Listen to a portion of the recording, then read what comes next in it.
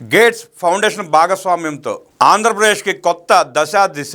ఆంధ్రప్రదేశ్ ప్రభుత్వం gates foundation మధ్య వ్యూహాత్మక భాగస్వామ్యంతో రాష్ట్ర అభివృద్ధికి కొత్త దిశ ఏర్పడుతుందని ముఖ్యమంత్రి నారా చంద్రబాబు నాయుడు అన్నారు. Gates foundation chairman bill gates Amaravati రాక చారిత్రాత్మకంగా నిలుస్తుందని, ఆంధ్రప్రదేశ్ ప్రజల సాధికారతకు ఇది దోహదపడుతుందని సీఎం అన్నారు.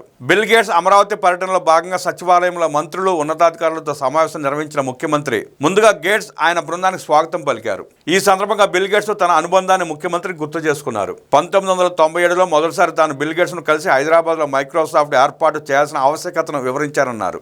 మైక్రోసాఫ్ట్ రాకతో ఇప్పుడు హైదరాబాద్ ఐటీ రంగంలో మేటిగా ఉందన్నారు. రాష్ట్ర విభజన అనంతరం తాను ఆంధ్రప్రదేశ్ అభివృద్ధికి పనిచేస్తున్నానని ముఖ్యమంత్రి చెప్పారు. ఏపీలో వనరులకు లోటు లేదని, సంపద సృష్టి జరగాల్సి ఉందన్నారు. గేట్స్ ఫౌండేషన్ సహకారంతో 2047 నాటికి రాష్ట్రాన్ని నెంబర్ 1 చేస్తామనే విశ్వాసాన్ని వ్యక్తం చేశారు. సమావేశంలో మాట్లాడిన బిల్ గేట్స్ డిజిటల్ విప్లవానికి భారత్లో బలమైన పునాదులు ఉన్నాయని అభిప్రాయపడ్డారు. భారతదేశ డిజిటల్ విప్లవంలో ప్రధాని మోదీ, సీఎం చంద్రబాబు నాయుడు కీలక పాత్ర పోషిస్తున్నారని కితాబిచ్చారు. తాను మొదటిసారి చంద్రబాబును కలిసినప్పుడు ఆయన ఆలోచనలో ముందు చూపు ఉందనే విషయాన్ని గ్రహించినట్టు వెల్లడించారు. ఈ విషయంలో నాటి సింగపూర్ ప్రధాని మాత్రమే చంద్రబాబుకు కొంత దగ్గరగా ఉన్నారని చెప్పారు. గేట్స్ ఫౌండేషన్ చేపడుతున్న కార్యక్రమాల్లో ఆరోగ్య రంగానికి చెందిన ప్రాజెక్టులే మెజార్టీ ప్రాజెక్టులని తెలిపారు. ఆరోగ్య సేవలను ప్రజలకు మరింత చేరువ చేయాలన్నది తన ఆశయమన్నారు. కుప్పంలో అమలు చేస్తున్న సంజీవని కార్యక్రమం అద్భుతంగా ఉందని అభినందించారు. విద్యార్థుల సమస్యలను అర్థం చేసుకోవడానికి, వారికి సరైన రీతిలో తగిన స్థాయిలో విద్యాబోధన చేయడానికి ఏఐ సహాయపడుతుందన్నారు. విద్యారంగంలో మార్పు తీసుకురావడానికి ఏఐ టెక్నాలజీ ఉపయోగపడుతుందని చెప్పిన బిల్ గేట్స్ వ్యవసాయ రంగం చాలా ముఖ్యమైనదిగా అభిప్రాయపడ్డారు. టెక్నాలజీ సాయంతో ఏపీ ప్రభుత్వం వ్యవసాయ రంగాన్ని అభివృద్ధి చేయడం, టెక్నాలజీని రైతులకు అందించేందుకు ఏఐని వ్యవసాయంతో ఇంటిగ్రేట్ చేస్తూ కృషి చేయడాన్ని అభినందించారు. అభివృద్ధి చెందిన దేశాల్లో కూడా వ్యవసాయంలో ఏఐని ఇంతలా వినియోగించట్లేదని, కానీ ఆంధ్రప్రదేశ్ ఈ విషయంలో ముందుండటం మంచి పరిణామమని చెప్పారు. విపత్తుల నిర్వహణ కోసం టెక్నాలజీతో ముందస్తు అంచనాలు వేసి ప్రాణ నష్టం జరగకుండా జాగ్రత్తలు తీసుకునే వ్యవస్థ ఏర్పాటు చేయడం బాగుందన్నారు. చంద్రబాబు తనకు గుడ్ ఓల్డ్ ఫ్రెండ్ అని బిల్ గేట్స్ సరదాగా వ్యాఖ్యానించారు. స్వర్ణాంధ్ర 2047 విజన్, ప్రస్తుతం రాష్ట్ర ప్రభుత్వం అనుసరిస్తున్న పాలసీలు, లక్ష్యాలు, కార్యక్రమాలపై బిల్ గేట్స్కు ముఖ్యమంత్రి ప్రజెంటేషన్ ఇచ్చారు. జీరో పావర్టీ, సంపూర్ణ ఉపాధి, నైపుణ్యాభివృద్ధి, నీటి భద్రత, రైతు, అగ్రిటెక్, ప్రపంచ స్థాయి logistics, energy fuel, product perfection, Swachhandhra, deep tech, ఈ 10 సూత్రాలతో స్వర్ణాంధ్ర సాధనకు కృషి చేస్తున్నట్లు ముఖ్యమంత్రి చెప్పారు.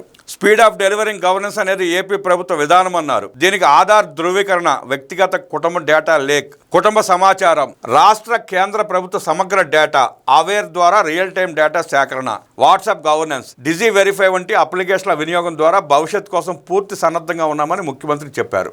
టెక్నాలజీ ఆధారిత డిమాటిక్ క్లస్టర్లను ఏర్పాటు చేస్తున్నామన్నారు. అలాగే క్వాంటమ్ వ్యాలీ, డిజైన్ ఫౌండరీగా అమరావతి, డేటా ఏఐ సిటీగా విశాఖ, గ్రీన్ హైడ్రోజన్ వ్యాలీగా కాకినాడ, డ్రోన్ సిటీగా ఓర్వకల్లు, ఎలక్ట్రానిక్స్ ఏరో సిటీగా లేపాక్షి, ఎలక్ట్రానిక్ స్పేస్ సిటీగా తిరుపతిని అభివృద్ధి చేస్తున్నట్టు వివరించారు. రాష్ట్రంలో మొత్తం 10 రంగాలు, 30 ప్రభుత్వ విభాగాల్లో ఏఐని వినియోగిస్తున్నట్టు ముఖ్యమంత్రి చెప్పారు. 98 ఏఐ యూజ్ కేసులు, 43 హ్యాక్దాన్లు ప్రస్తుతం రాష్ట్రంలో ఉన్నాయన్నారు. మొత్తం 7 డేటా లేక్ ప్రాజెక్టులు ప్రారంభించామని చెప్పారు. స్వర్ణాంధ్ర 2047 నాటికి ముఖ్య లక్ష్యాలు నిర్దేశించుకున్నామని ముఖ్యమంత్రి తెలిపారు. ప్రస్తుతం $180 బిలియన్ ఉన్న రాష్ట్ర ఎకానమీని $2.4 ట్రిలియన్ జీఎస్డీగా తీర్చిదిద్దడం, తలసరి ఆదాయం ప్రస్తుతం $3,400 ఉండగా 2047 నాటికి దీనిని $42,000 పెంచడం, ఎగుమతులు $20.7 బిలియన్ నుంచి $450 బిలియన్ పెంచడం, నిరుద్యోగతను 4.1% నుంచి 2% కన్నా తగ్గించడం, మహిళా కార్మికుల సంఖ్యను 45.8% నుంచి 80% పెంచడం, ప్రస్తుతం 72% ఉన్న అక్షరాస్యతను 100% తీసుకువెళ్లడం,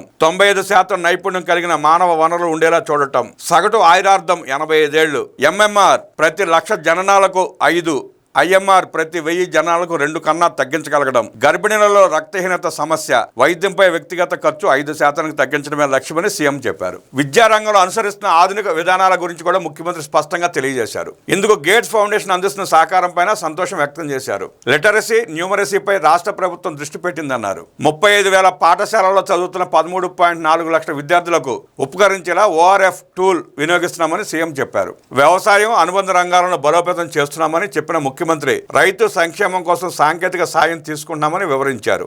ఏఐ ద్వారా సాగుకు సలహాలు అందించడమే కాకుండా డ్రోన్లు సహా వ్యవసాయ యంత్రాలను అద్దె ప్రాతిపదికన వినియోగించుకునేలా అందుబాటులో ఉంచామన్నారు. తెగుళ్లు, చీడపీడలపై ముందస్తు హెచ్చరికలు చేయడం ద్వారా రైతులు నష్టపోకుండా కాపాడటం సాధ్యమవుతోందని పేర్కొన్నారు. రైతు సేవా కేంద్రాల ద్వారా అందిస్తున్న సేవలను తెలిపారు. గోదావరి ద్వారా పశువుల ఆరోగ్య సంరక్షణ చేపట్టామన్నారు. విద్యుత్, పశుగ్రాస వినియోగంలో వృధాను తగ్గించుకోగలిగామని చెప్పారు.